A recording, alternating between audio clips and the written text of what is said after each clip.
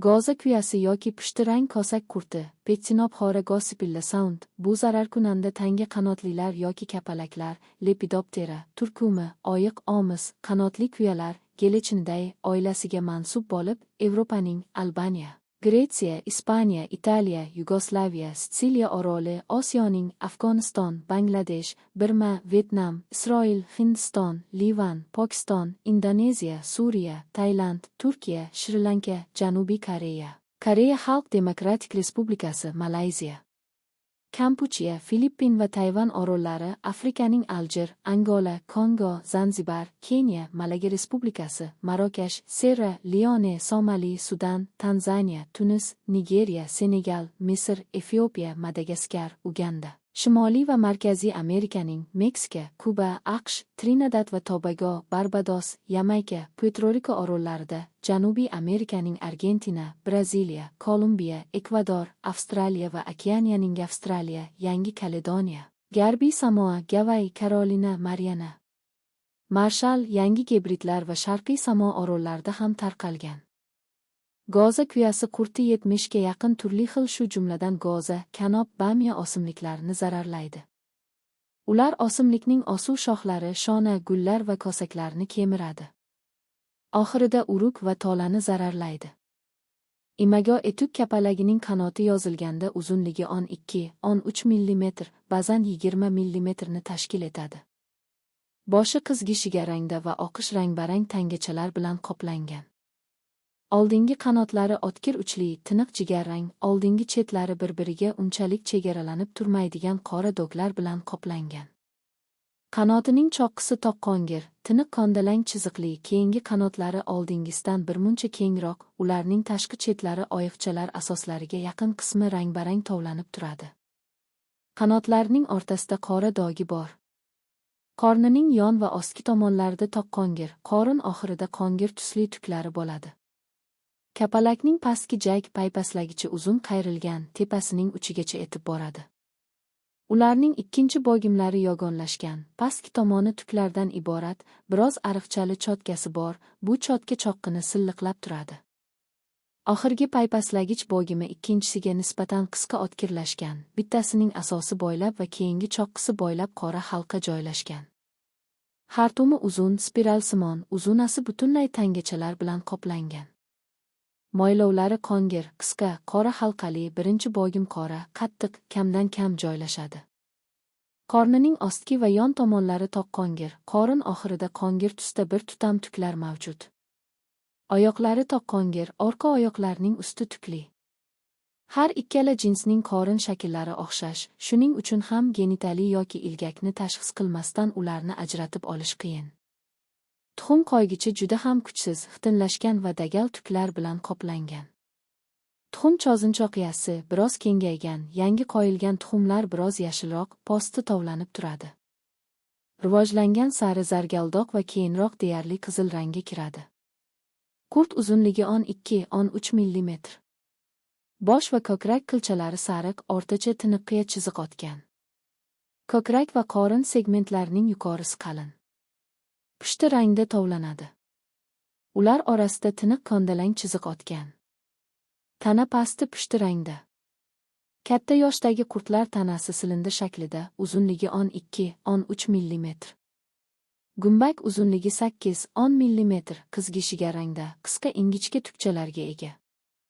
Kremaster qisqa, ipsimon, uning yonboshi bo'ylab oxiri qayrilgan qilsimon osiqchasi bor. Biologik xossalari. Hamdo'stlik mamlakatlarining paxta ekilayotgan hududlari bu zararkunandaning rivojlanishi uchun qulay hisoblanadi. Tinim davriga o'tuvchi qurtlar chigitli paxta, omborxonalarga keltirilgan chigitlar, bino yoriqlarida, paxta quritiladigan maydon atrofi va tokilgan kosaklar hamda tuproqda qishlaydi. Ba'zan qurtlar chigit ichida 30 oygacha harakatlanmay yotishi mumkin.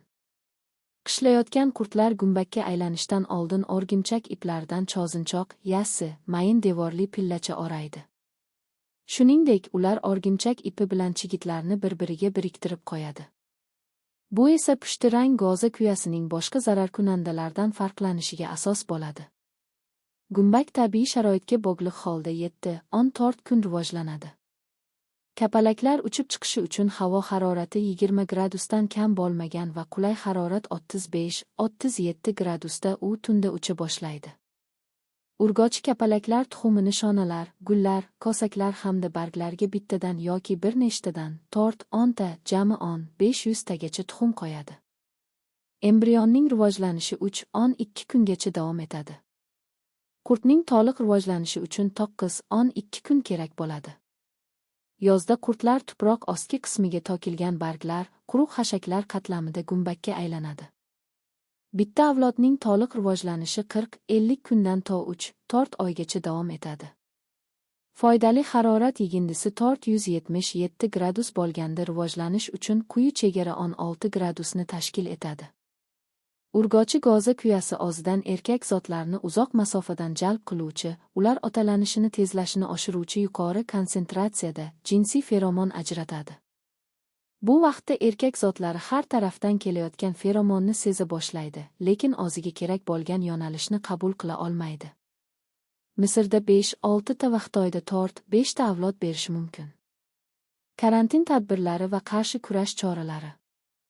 Qishloq xo'jalik mahsulotlarini qabul qilish punktlariga oziq-ovqat mahsulotlari, sabzavotlar, makkajo'xori sotalari, kungaboqar topkullari, goza chanoqlari, xrizantema ko'chatlari nazorat qilinadi. Olingan namunalarda zararkunanda borligi aniqlangan bo'lsa, tavsiya etilgan preparatlar bilan yuqumsizlantiriladi. Qabul qilish punktlariga keltirilgan mahsulotlar ikkinchi marta tekshirilganda zararkunanda borligi aniqlansa, mahsulotga qayta ishlov beriladi. Tavsiya etilgan uslublar bo'yicha zararlanadigan ekinlar 3-5 kilometr atrofi doimiy ravishda nazorat qilib turiladi. Zararkunanda borligini aniqlash va unga qarshi kurash borasida feromonli tuzoq, jinsiy tuzoqlardan foydalaniladi. Topilgan zararkunanda darhol yo'q qilinadi. Ayniqsa yo'lovchilar olib kelayotgan mevalar, gullar qaytarib olinadi va darhol yo'qotiladi. Yoz mavsumida zararlangan ekin maydoni atrofi 3-5 kilometr masofadagi zararlangan ekinlar 2-3 marta ko'zdan kechiriladi. Ilmiy tadqiqot ishlarini olib borish uchun yuqorida ta'kidlab o'tilgan mamlakatlardan olib kelinadigan gul xayridoshlar oilasiga mansub kanob va shu oilaga taalluqli o'simliklar diqqat bilan rentgendan o'tkazilib, zararlanmagan urug'lar alohida ajratib olinadi va ular dorilanib introduksion karantin pitomniklarga ekish uchun jo'natiladi. Yuqorida nomlari ko'rsatib o'tilgan mahsulotlardan foydalaniladigan tumanlar faoliyatini va mahsulotlar tashish muddatlarini tartibga solish.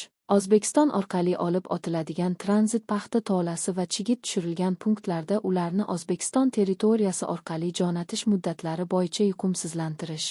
Chetdan keltirilgan paxta tolasi va qayta ishlanadigan chigitli paxta tolasi qayta ishlash davrida ajratib olingan chiqindilarni to'qimachilik fabrikalari joylashgan hududlardan tashqariga chiqarmasdan ulardan biologik yoqilgi sifatida foydalanish, import junni yuvishdan va tozalashdan chiqqan chiqindilarni yo'qotish, goza kuyasi kapalagini aniqlash maqsadida yorug'lik tuzoqlardan foydalanish, paxta tozalash zavodlarida quritish moslamalari o'rnatish, chigitni ekishdan oldin tegishli vositalar yordamida yuqumsizlantirish.